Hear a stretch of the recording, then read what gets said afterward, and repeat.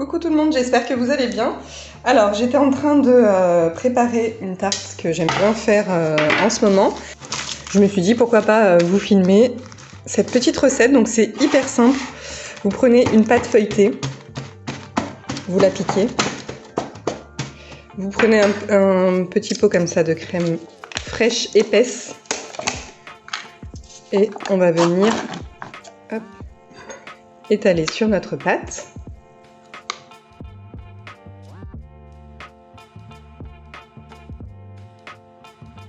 Voilà, sur ma crème fraîche, je vais venir mettre du sel. Hop, un petit peu de poivre.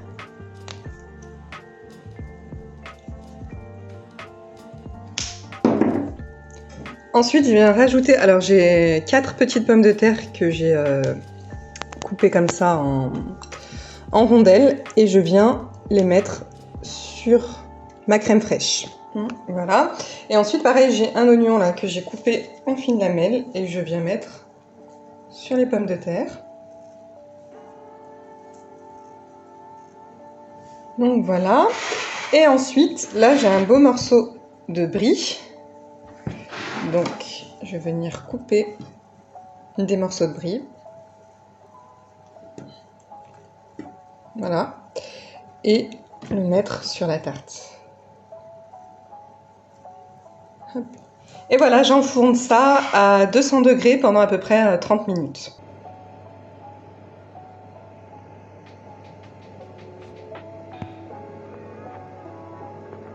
Et donc voilà pour le résultat de cette délicieuse tarte. Vraiment, avec une petite salade, ça passe super bien.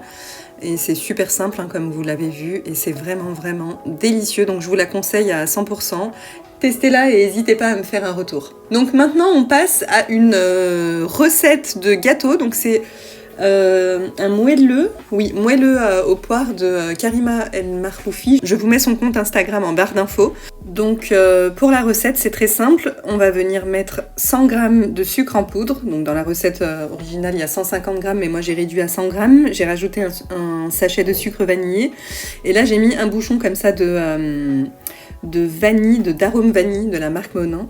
Ça, le goût, il est très très fort. Super bonne cet arôme vanille.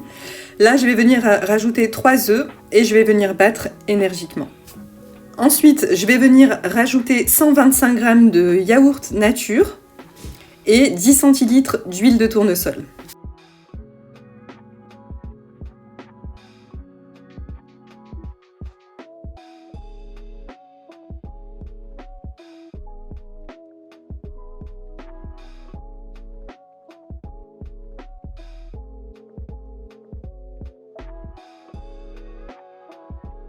Et enfin, je vais rajouter 200 g de farine et 50 g de poudre d'amande.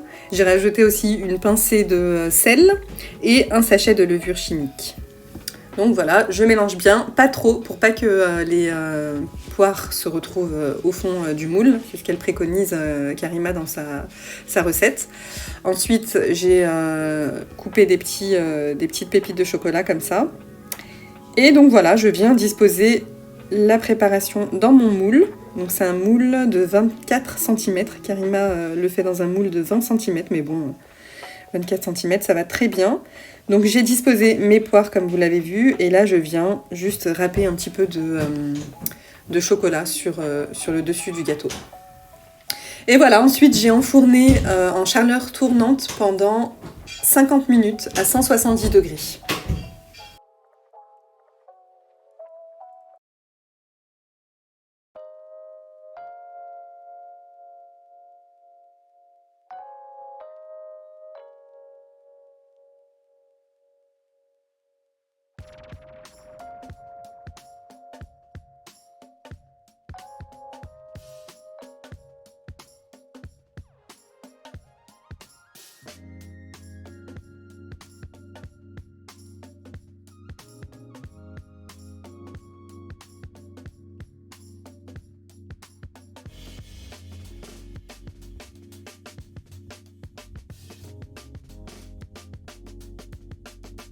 Regardez-moi le résultat de ce gâteau, magnifique, il a bien gonflé.